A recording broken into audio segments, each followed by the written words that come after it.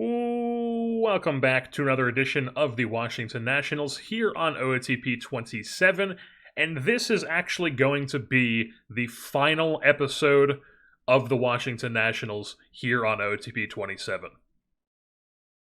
Because we're going to be expanding the league and taking over as GM of one of the expansion teams.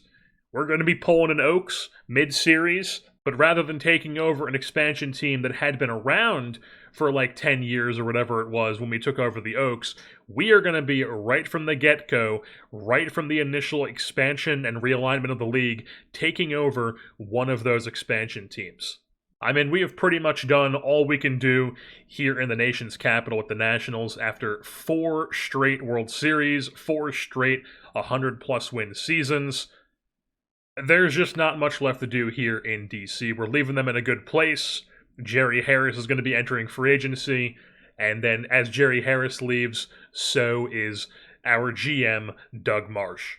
So essentially what this episode is going to be is, rather than a traditional off-season episode, is we're going to be going through and looking at some of our more interesting stuff to look at, like how our team has done since taking over in 2026, as you can see here, and then also taking a look at some of our team records, some postseason records to see how many Nationals players are on that list, and then also seeing some of the best trades and worst trades and signings that we've done in that new page they added a couple of years ago in OOTP.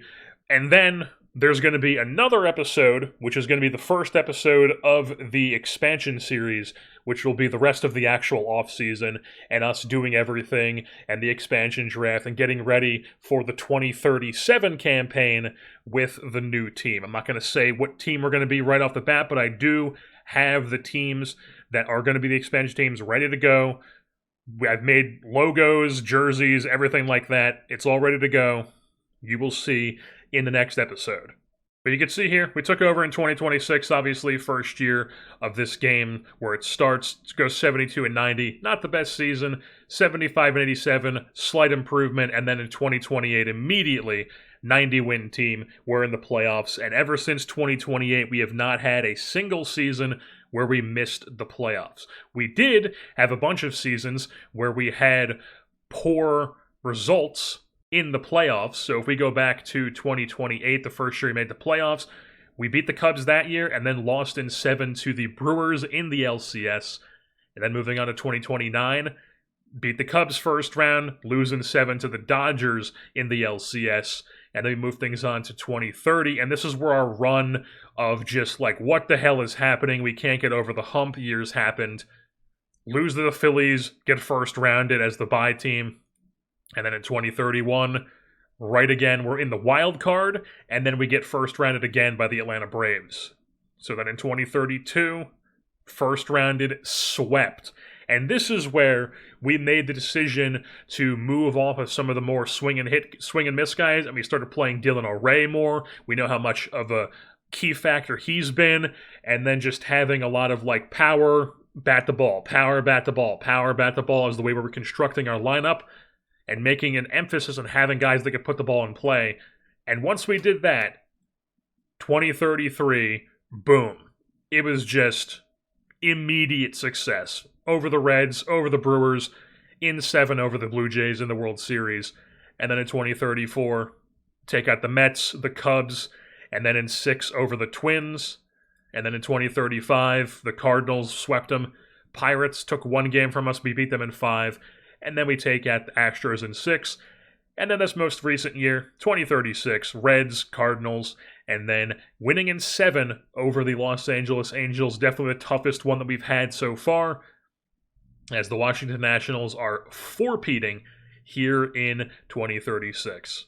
This is my first time looking at this postseason records page. This is going to be your first time looking at the postseason records page. This might be a lot of me scrolling through going, but we're going to go through it anyways.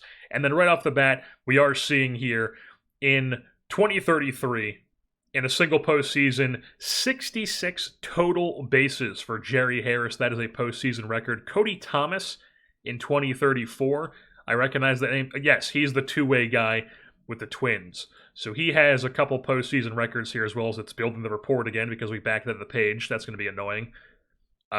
Most games and most ABs in a postseason in a single postseason belongs to Cody Thomas. Any other records here? There's Jerry Harris. Jerry Harris with the most home runs, 11 home runs in 2033, and then 27 ribbies in 2033. I mean, just a ludicrous postseason that year. That was the year he just went full supernova mode. And then the year after that, we had Brady Ebel, who had the most strikeouts in a postseason in 2034. But, he turned into a really good player nonetheless. And then he ended up having a really, really good 2035, I believe, was with the super season he had for us. And then I don't think we have any real players in this universe in the careers. PCA has the most postseason triples. That's something.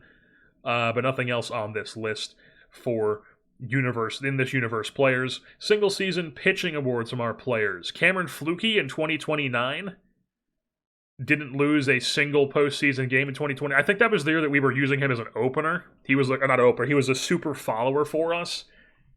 And I forget who we were pairing with him, but there was somebody we were pairing with him where it was like our go-to thing was like opening. Was it I'm blanking on his name. Former White Sox reliever. It was Gregory Santos, wasn't it? It was Gregory Santos being opened into a follower, Cameron Fluke. I believe that was what 2029 was. And that's what this single postseason winning percentage was. As far as anybody else on this list, you got Cody Thomas on here for walks per 9. Pablo Lopez, who was not on our team, in 2028. And then I don't believe you're going to have anybody in career pitching from this universe. Oh, Alex Rosario, I believe this is the super reliever on, yes, the Angels that we just faced. So he has actually, and we're going to rebuild the report again. He has the highest strikeouts per 9 in a career in postseason history. So that's pretty insane for him. I'm not really going to go through single positions here. How about single game playoff records here in, I guess I can only look at each league. So just, we'll look at the National League. Boom. What do you know? Washington, 6 ABs for multiple guys.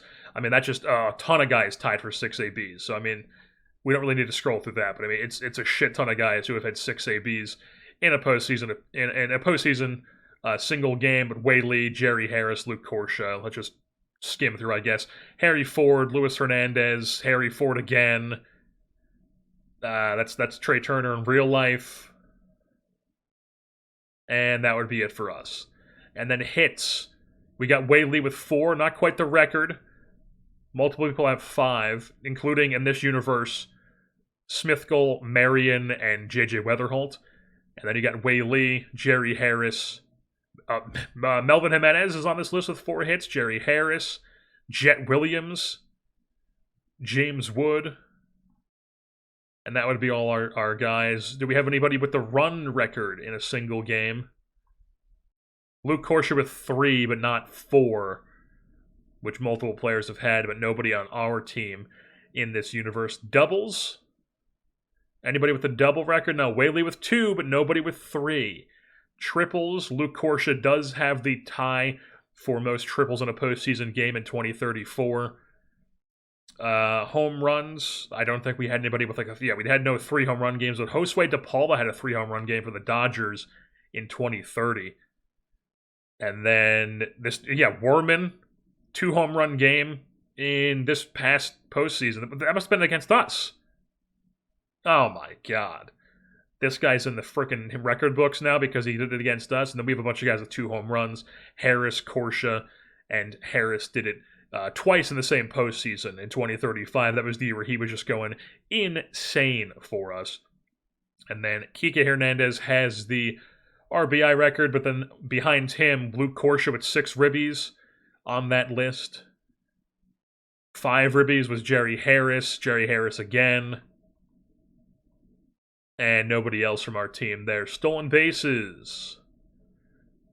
Couple guys with 2. Whaley. Whaley has swiped 2 bags. I mean, he's gonna... That's insane. He's all over this list. Whaley, all in the same postseason. You got Luis Hernandez on here. Angel Feliz. Angel Feliz for a 3rd time. Yeah, lots of Washington Nationals on that list. The most walks in a postseason series, that record belongs to Mike Sirota. You got Jerry Harris with 3, as well as Jerry Harris with 3, Brady Ebel with 3, bunch of guys on that list. I'm not going to go through this whole thing, but if anybody's popping up on the immediate thing, like you got Dave Flores here, not quite the record, but a bunch of Nationals with 4 strikeouts in a game, which is not a record you want. Nobody on here for us has the most walks in a game. That would be 9 walks in a game? That is crazy. K's, I don't believe we had anybody up here on this list. Yeah, no. Real life Steven Strasburg, but none of our guys were striking out that many players. And then we're going to take a quick skim through the Washington Nationals franchise leaders here for single season and in career. Let's just skim through the career real quick because that's easier to just take a look and see if anybody pops up on this list. I'm not seeing any names that pop up on the batting average for me. No. OBP? Nobody. Oh, Jerry Harris. Jerry Harris, 9th total in OBP in Washington Nationals career. Nick Johnson is still being 2nd is crazy. What a player. Slugging percentage, Jerry Harris 4th in Nationals history. James Wood 8th in Nationals history. Now, this is Nationals and Expos history, keep in mind.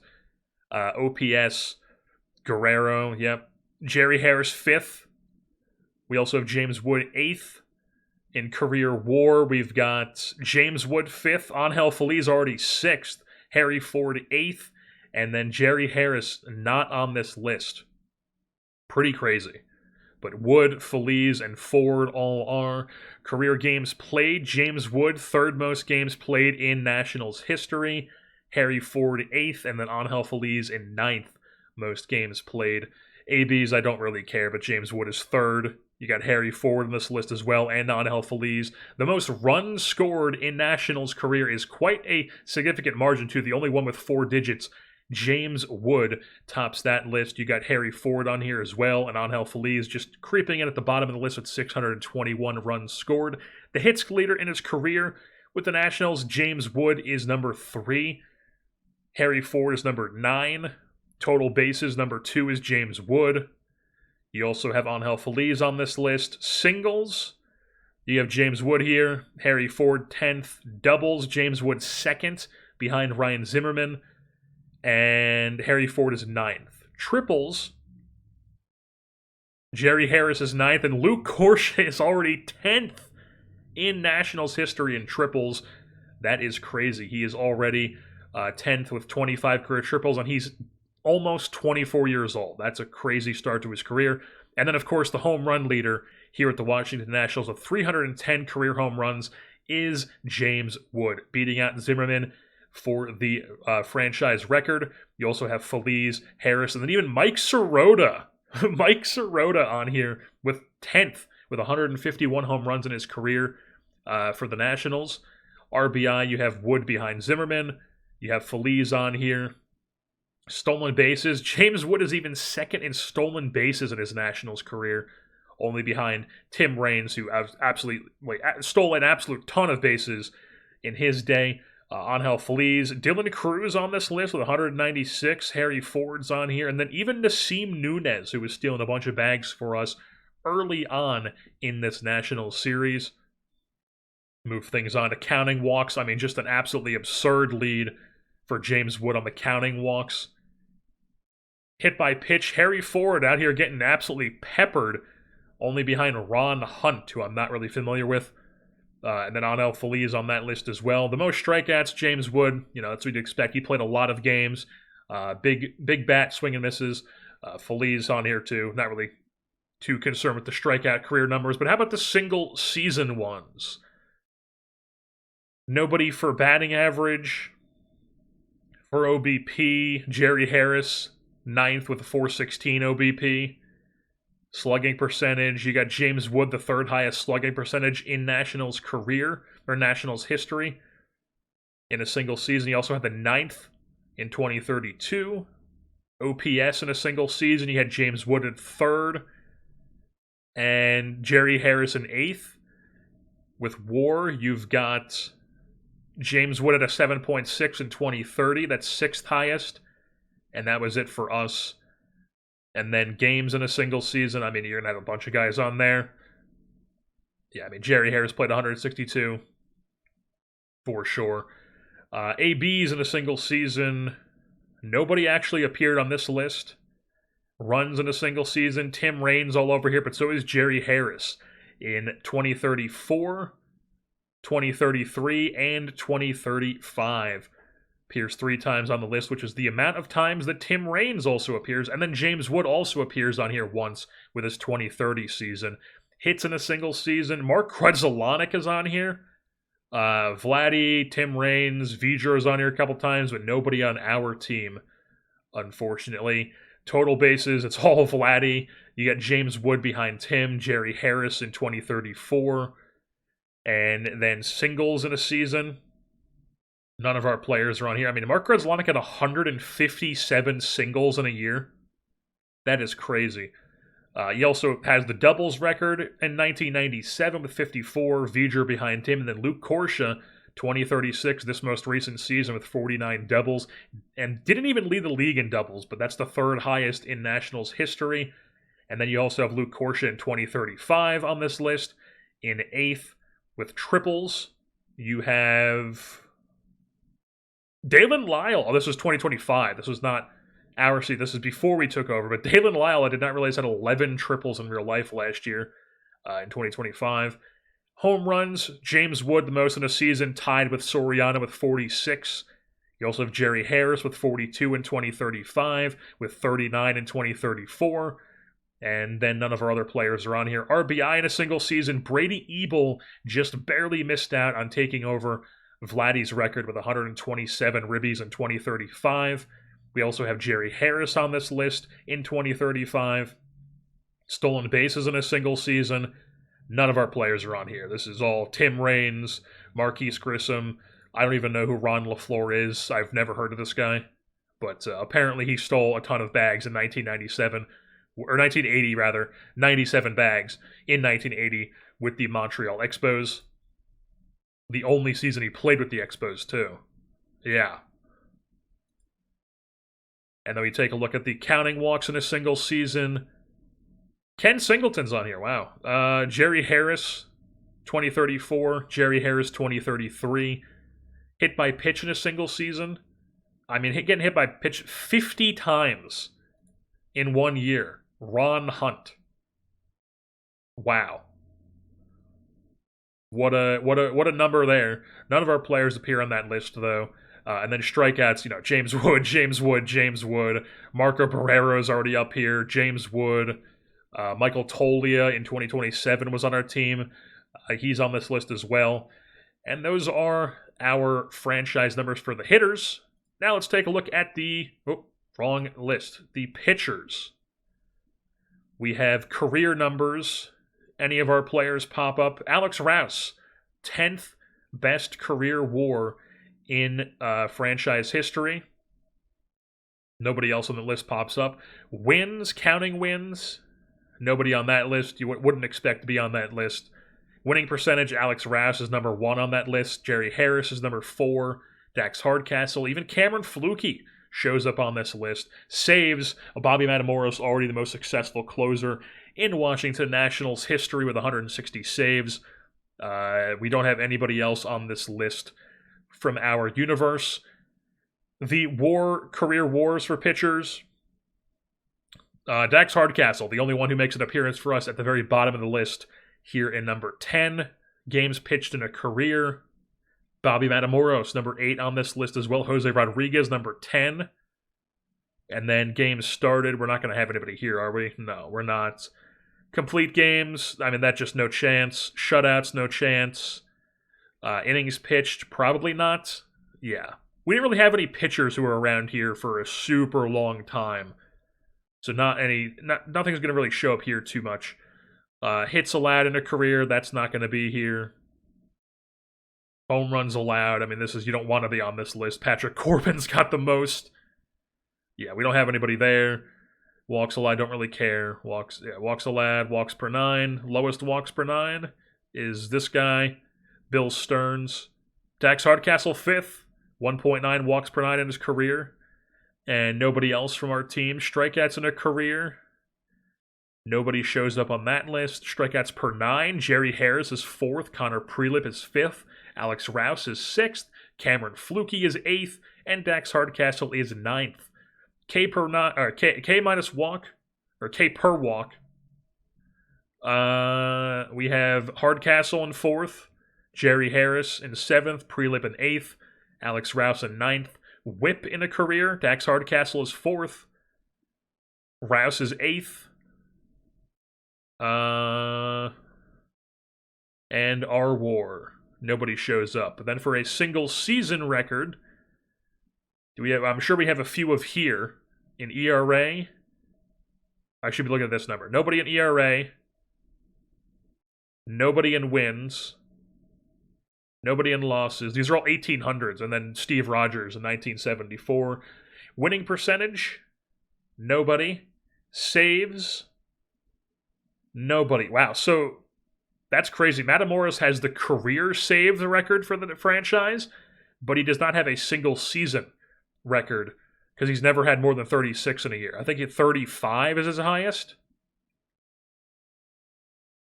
32. 32 is his highest. So he's just steady Eddie is what he is. He's been around for so long at this point that he's just steady Eddie. He's been doing it for so long, and he as the closer that he's just got the total, but he doesn't have the single season career or single season numbers that a guy like Chad Cordero had in 2005, which I do remember. WAR single season. None of our players pop up here. Games pitched in a single season. Clayton Beater with 80 games in 2026. That's crazy. Games started in a single season. Yeah, nobody's going to be on that list. We don't have guys start, especially with the 6-man rotation that we've been rocking. Complete games in a single... I mean, that's just absurd. No, we're not going to have anybody there. Shutouts, no. Innings pitched. Nope. Hits allowed, nope. These are all 1800s records. We don't want anybody on this list anyway. Same with home runs. And luckily, none of our guys show up on this list. Walks in a single season. None of our guys show up here either. None of our guys show up there. Or there. Or there. K per walk in a single season, Dax Hardcastle. 4.79. And then whip in a single season. Edwin Hurtado already on this list in 2036. But, I mean, even with some of the decent pitchers we've had some decent whips and K-minus walks and stuff like that. But nobody's shown... Hardcastle here on this was one. I think I saw that. Opponent's average. Hurtado's on here. Opposing OPS. Don't really care. Our war, nobody shows up there. So yeah, we just really haven't had too many insane pitchers aside from Matamoros and some of the guys who have been around here recently, like Hardcastle. But it was crazy to see Cameron Flukie show up on a couple of these lists. That's shocking to me. He's still pitching. Pitched with Detroit. He's been with Detroit ever since we traded him over there. And it looks like this is actually the final year.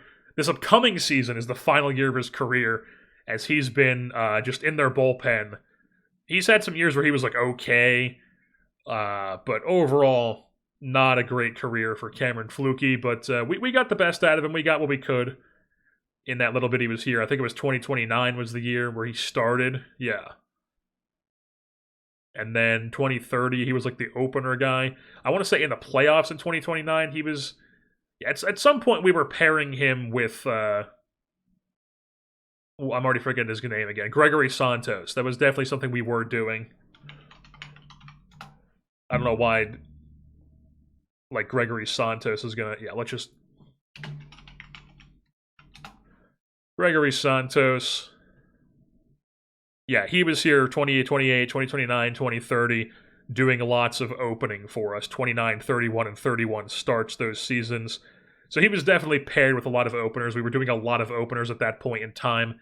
And now taking a look at a screen that I'm now seeing for the first time here in this universe, Doug Marsh's decision history page, where we can take a look at our best trades, worst trades by WAR, our best acquisitions by WAR, and our greatest losses by WAR. The best trade was Nasim Nunez and Jorge Aguilar to the Los Angeles Dodgers for Mike Sirota, James Tibbs, and Jose Rodriguez. I mean, Jose Rodriguez won a World Series, had a Reliever of the Year award. Mike Sirota won 4 World Series with us. And we gained 18.8 WAR in the deal from the Dodgers. So kind of ripped off the Dodgers there, but they're the Dodgers. They can get fucked. The second best trade was Amador and a couple prospects to the Mariners in return for George Kirby, who won a Gold Glove, a World Series, and was a 2-time All-Star, and Lucas Kelly, who never ended up pitching for us. So we got 4.6 WAR. Not a lot of super gains here in the trades. Dustin May, we traded him and Cionel Perez to the A's for Ryan Lasko, Joey Estes, Kuroda Grauer. And Joey Estes had a couple okay seasons. Ryan Lasko had a big-time grand slam in the postseason one year, if I remember correctly. So nothing too crazy there. Then we have the Victor Vasquez and this prospect trade to the D-backs for... this was when we reacquired Steinmetz and Leone.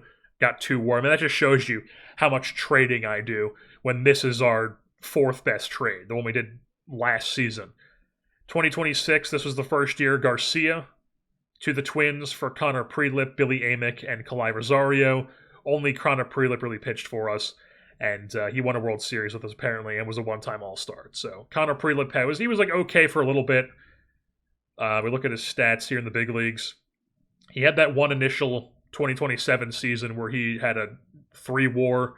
Was good when we picked him up in 2026 for those 10 starts as well, but never really was able to live up to that, and then just his career has been a mess since then, except for this year with Cincinnati apparently. Was quite good. So at 35, randomly putting it together.